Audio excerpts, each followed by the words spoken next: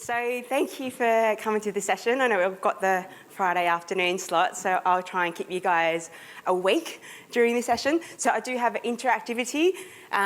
So you scan the QR code, there's a little bit of Menti. The internet wasn't working before, but hopefully this works now. So we've heard a lot today and yesterday on the possibilities of AI and how it is here to stay. But it's a big change on society, and it's a big change for our workforce. And people change is hard. It's often underinvested and it's often overlooked. Let me start off with a story. I recently completed a London to Brighton charity ride, and for those who like their data, it's 98 kilometres long. I did it just over 5.5 hours, 5:20, and for those who like their data, there's a lot of big hills. But as I was training for this, my little 5-year-old wanted to learn to ride his bike. So we went to the shops and bought a bike with the fastest colour, the matching helmet, all the equipment and the tools. But let me ask you a question. Show of hands, who thinks my son will learn how to ride a bike by reading a book? Or me reading him a book? No one? Who thinks he'll learn by getting on the bike, figuring out how the pedals work, the handles work, finding his balance? Yes, he will fall, but he knows that we're there to pick him up and put him back on. And who thinks he'll learn riding with his friends, pushing him along, encouraging him along? How can you go faster? Who thinks he'll learn better from there? So research shows we learn 10% of what we read, 80% of what we experience, and 95% of what we teach others. So let me park this with you for now. If you're on the QR code, we're going to start off with our first interactivity. I don't like it, I don't trust it, I don't get it. These are common reactions from people when there's new technology or change. So let's hear from you. What's the greatest challenge for Chief Data and AI officers at the moment? Is it organisational change and behaviours? Lack of data-driven culture and decision-making? Insufficient resources to accomplish goals? Lack of data literacy and understanding? Lack of support from senior executives? Or rapidly changing technology? I'll give you guys a few seconds to give us answers.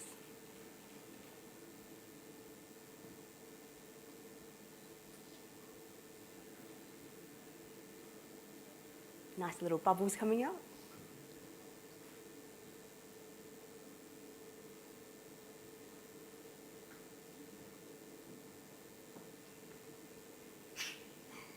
Okay.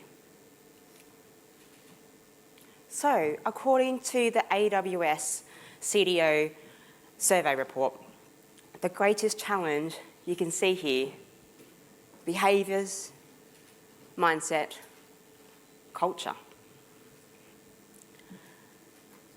The money's been spent on cleaning up the data.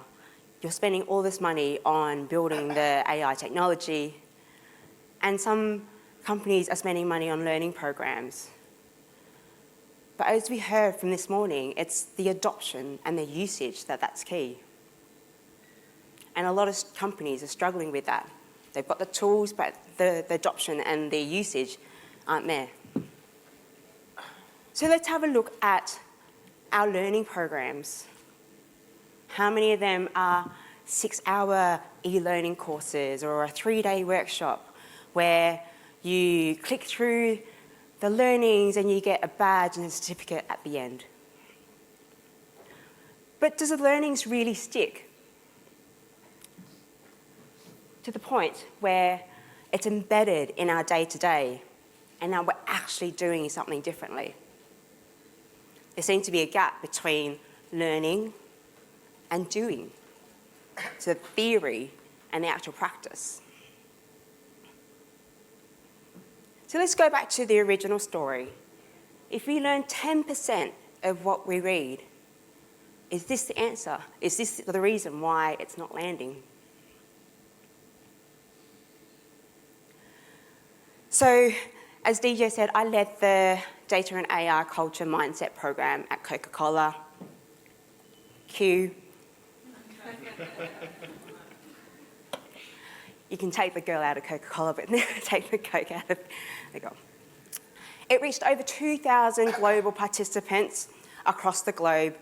It was listed as Data IQ under the Best Data Skills program, and also recognised at CIO 100 Foundries Award. And we use science-based approaches to crack this code. So there are three main approaches I'll share with you guys today. Neuroscience. So this is how our brain changes and works with new information. Social learning, so how we learn better in a group. And then habits formations, how do we turn those learnings into action? So these are methods proven by science and evidence that help teams build their data and AI literacy, I like to call it fluency, and how it then changes it into behaviours and habits that are the foundations of your mindset and your culture. So neuroscience, how our brain works. So when you're attending a meeting, a lecture, when you're doing an e-learning course, the facts and figures activate the left side of the brain, which is the part that processes information. And research shows that you actually lose 50% of what you are presented that day and 95% by the end of the week. When the brain is activated to process information, only one side of the brain is engaged, and that's the short-term memory. Learning's into the long-term memory. You've got to shift. So bite-sized and frequent sessions. So bite-sized and frequent. So Rachel earlier mentioned yesterday about the whole spacing effect. So this is like training intervals where we retain more information better when we revisit it over time than cramming it all at once. So who's used the Zoe app where you're measuring your sugar levels and all that stuff? That app has bite-sized learnings where you can learn on the go. You revisit it with quizzes, and it activates that neuro pathways where the paths in your brain are stronger and more defined to retrieve and store information. So gamification. So Nathan and his team from Waitrose shared about the whole hackathon side of things. So gamification releases a brain chemical called dopamine. So this is like rewards the rewards and pleasure feeling. So it reinforces that behaviour. It motivates, so it makes it more engaging to repeat and do again.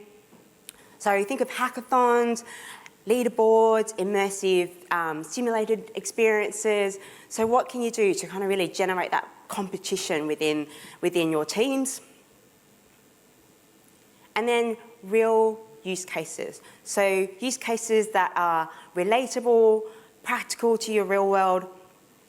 So people remember more when they're emotionally engaged. So storytelling and AI on how AI solutions relate to real-world problems that have been solved. So an improved workflow within the company, how it improved lives, or solved a unique problem. When people are emotionally engaged, the concept sticks for longer. And then working group sessions. So this links to one of my favourite bits, which is social learning. So people learn better in a group. So our brains are wired to learn better in a group. It's how humans have survived in history. So when we're in a group, we feel like we belong, we feel safe, and we're actually more responsive to what we learn in a group setting. When we're in a group, we remember the emotions in that group setting. So how we felt during the session, how others felt during the session. And this creates a web of memory where we actually remember more with less effort. In a group setting, it helps with engaging in terms of the attention side of things. It helps reinforce new information to existing information that you had in the past. And go back to the whole emotion side of things, this creates more hooks for the memories and learnings to activate into your brain. And social pressure. It pushes us to do better. When we're in a group, it pushes us to do better. We're conscious of what people think of us, and we don't want to look bad in a group. So it actually pushes us to go that bit better. So when you're thinking about upskilling, educating, and innovating with AI, think about things like online forums. So always on, where people can share, learn, discuss concepts together, share success stories, what worked, what didn't work. Peer-to-peer workshops. Caroline mentioned the whole cross-functional peer-to-peer pioneers. How do you activate people that cross different functions, that share the different perspectives? And the innovation challenges. So things like a hackathon where you're challenging your employees to bring us this innovative solution. We have this kind of like dragon den style at Coca-Cola where people would once a year come together and pitch for solutions for business problems. So we've talked about better ways to learn with less effort and how the learnings are embedded into our longer term memory. So here I'll talk about how we then transfer those learnings into actions. This is what we call habits formation. Hopefully is it working? So the habit formation. So there's a 4-step habit loop which activates how we build habits and how we break habits. So have a go in terms of understanding, in terms of which step is first, second, third, fourth, in terms of the habit loop. Cue, craving, response, reward. Okay, well done. So the habit formation loop. So the cue, which is your trigger. So what actually prompts the behaviour? What prompts you to do the habit?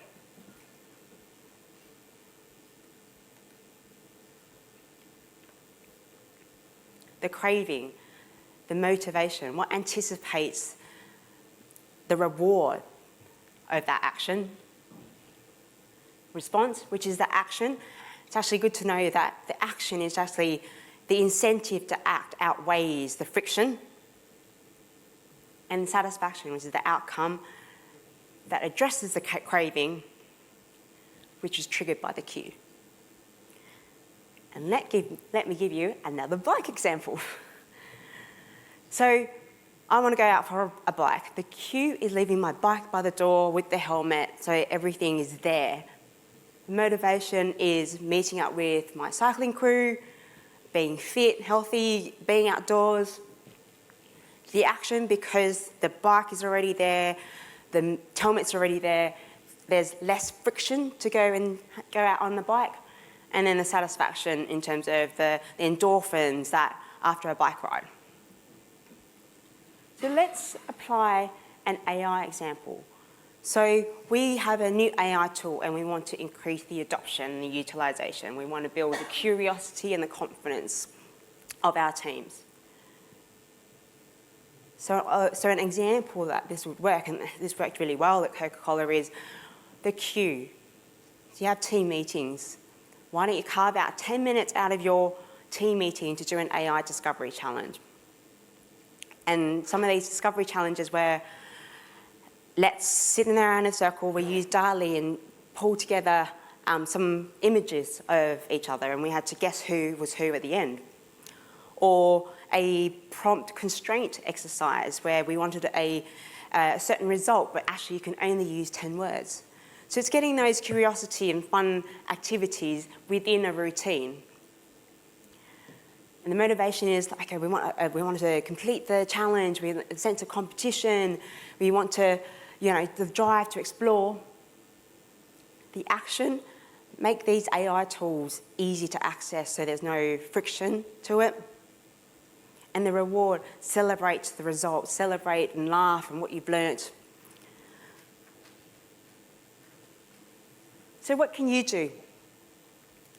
Think about your teams, your existing current habits and behaviours. And you've got the cue, craving, response, reward. How do you turn habits into behaviours, into then mindset and culture? And one of these things are, if you want to build data and AI habits, how do we make the cues more obvious, the craving more attractive, the response, there's less friction to actually act, and the reward satisfying? And then what about the things that you want to break?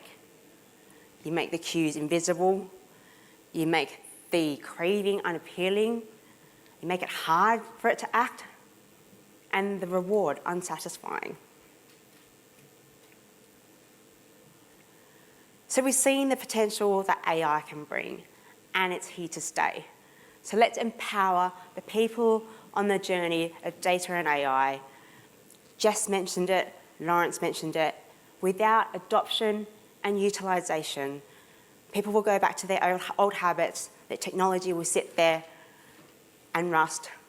A lot of money's been spent without the value and the results gained. Thank you for your time. Love to connect. And that'd be great.